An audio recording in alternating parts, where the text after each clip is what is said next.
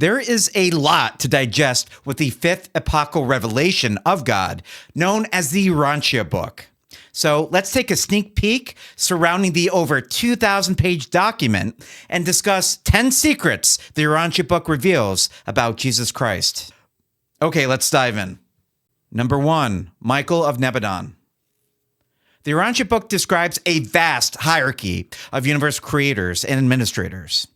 Michael of Nebadon is identified as a creator son of God, specifically responsible for creating and governing the local universe in which Earth, also known as Urantia, exists.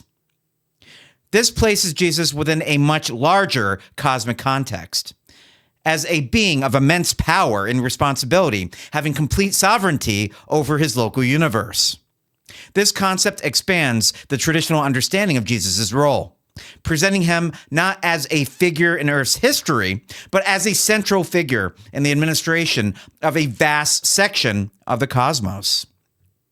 When it comes to our ascension plan, we cannot be released from our local universe without Christ Michael's approval. Number 2, bestowal son.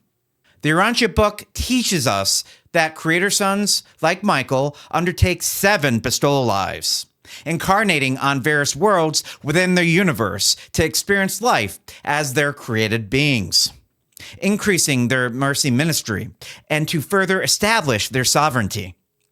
Each world in which Michael inhabited in the flesh represented one of the 7 manifestations of the Holy Trinity.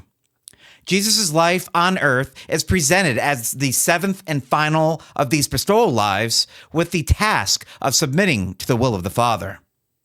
This will submission was associated with following the lead of the fractal of God inside each and every one of us, known as the thought adjuster. This perspective gives his earthly experience a specific purpose within a larger universal plan. Christ Michael's teaching and later ministry in life was only associated with his own personal secondary mission to assist his creation and was not part of his primary mission. While we ascend to be like God, perfect beings must sometimes descend to be like creation. All right, number 3, lost years. Unlike the Bible, which provides limited information about Jesus' life before his public ministry, the Urantia Book offers extensive details about his lost years. It describes his travels to various locations as the scribe of Damascus, including Rome, Greece, and India, where he interacted with different cultures and philosophies, literally paving the way for his future disciples. This period is portrayed as a time of personal growth and preparation for his ministry. Christ Michael had many talents that included carpenter, boatmaker, laborer, scribe, and teacher. Many of these roles also included attempting to keep up his fatherly duties, raising many of his siblings after his father Joseph passed away from a construction accident at the governor's residence when a crane-like device accidentally fell on Joseph. Mary received no special divine favor when she arrived too late to say goodbye to her husband after the accident. Number 4, human and divine nature. The Urantia Book emphasizes the reality of Jesus' human experience, acknowledging his struggles, emotions, and limitations. The Holy Bible describes Christ Michael's mistakes, such as staying away from his parents, who are looking for him, eventually finding him in his quote-unquote father's house days later, cursing a fig tree, flipping the tables of the money handlers at the temple of God, and of course the alleged, my God, why have you forsaken me?" statement during his crucifixion. The Urantia Book provides a more detailed account of Jesus' abilities and failures, which includes his shipbuilding forte, where in 129:1.3, Jesus designed both a new style boat and implemented the revolutionary plank bending technique using steam. Despite the authors alluding that no one was at fault, the Urantia Book discusses the only serious injury Michael sustained as a child, which was, of course, falling down a flight of stone stairs during a sandstorm in 123:4.5. As an intriguing element to the story, an entity known as a midway temporal guardian was found of no wrongdoing during this incident, hinting to another form of guardian being the Urantia Book reveals as a partial mystery. The Urantia Book attempts to reconcile these creature and God aspects of Jesus by describing how Michael's divine nature was integrated with Jesus' human mind and personality, receiving many of the same gifts and protections children of destiny receive on our planet. Number 5, Jesus' family. To the fortunate relief of you Dan Brown enthusiasts out there, Jesus most certainly is a father and has a female counterpart. Just not in an earthly capacity that we see in the Da Vinci Code. Christ Michael has announced their proclamation of equality to his consort, the Universe Mother Spirit, after his final bestowal mission when the Mother Spirit became fully personalized, located in 33.3.6, very much mirroring a civil union that we see on our planet. Christ Michael has an extensive family tree that they have made with the Universe Mother Spirit and other entities such as Melchizedek's, ranging from the bright morning star known as Gabriel to the lowest order of Christ Michael's creation, being material sons Adam and Eve. It was his paradise brother Emmanuel, the Union of Days, that issued the terms for his final bestowal mission and also encouraged non-interference during the early stages of the Lucifer Rebellion, located in 54.5.8. Number 6, his universal sovereignty.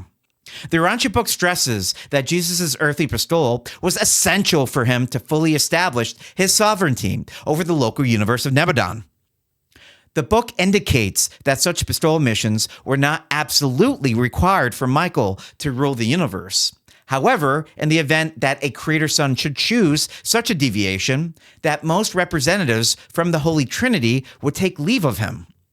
His experiences on earth, including suffering and death, are seen as crucial steps in his attainment of complete universal authority through understanding of that in which they rule over.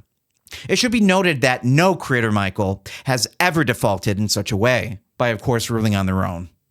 Number 7. Michael's ruling sons. Despite Christ Michael's lineage being extremely vast and expansive, for the purposes of this short secret narrative, we will discuss the spicy reality that Caligastia, Satan, and Lucifer all identify Christ Michael as their creator father. That's right. Almost like another tragic Greek story, the trio Lalandadek sons became estranged from their father under the Declaration of Liberty. Think of Caligastia as being most representative of the devil, Satan being the first lieutenant to Lucifer, and Lucifer being the mastermind behind the whole rebellion. Caligastia was our planetary prince up until Christ Michael stripped him of all power and authority. However, like any other wayward son, Christ Michael attempted to give his rebellious sons every opportunity to change their ways prior to universe judgment. Number 8. True nature revealed. The Urantia Book discusses the Jacob's Well incident in greater detail in paper 143, where we find the first and only time Jesus revealed his true self to what appears to be a woman of Sychar that was flirting with him. Not understanding the reason why a Jew would be speaking to a Samaritan woman, Nauda mistook Christ Michael's interest in her as being a romantic advance. The woman was described as being a person with lax morals, who had been married several times and was currently living with an unmarried Greek that Jesus was instantly aware of. Despite making an offer of repentance to Jesus, knowing that he was a holy man, she quickly began detracting such statements with political conversations as a form of deflection, simply out of fear. Michael quickly realized both her soul's desire and creature fears and developed a keen sense of understanding with Nauda. And when Nauda continued deflecting, saying in 143.5.7 that, "Yes, I know, sir, that John has preached about the coming of the converter, he who will be called the deliverer, and that when he shall come, he will declare to us all things." to Jesus. Michael responded by stating, "I who speak to you am he." This statement is described as being the first direct, positive, and undisguised pronouncement of his divine nature on earth that ironically was both spoken in private and to a seemingly less than righteous woman, which again was taboo for during this time. Number 9, the nature of God. Through his life, Jesus revealed the true nature of God as a loving Father. In public, Christ Michael continually attempted to support the old scriptures while offering a better interpretation for them. While in private, Christ Michael often spoke of a new and better way of deciphering the old scriptures as being necessary for the audience it was given to. It is even reflected that John the Baptist's portrayal was more to act like a bridge to Jesus' new gospel, and that over the centuries, each new interpretation of God became more accurate.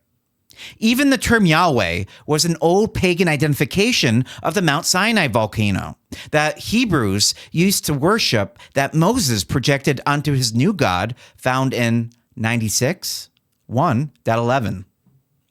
Christ Michael portrays God as a loving, merciful Father who truly understands us and not only wants us to be successful, but also wants a relationship with us.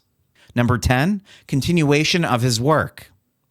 After his time on earth and after his resurrection in Urantia form, Christ Michael continued his work associated with governing the local universe and helping his creation continues to this day.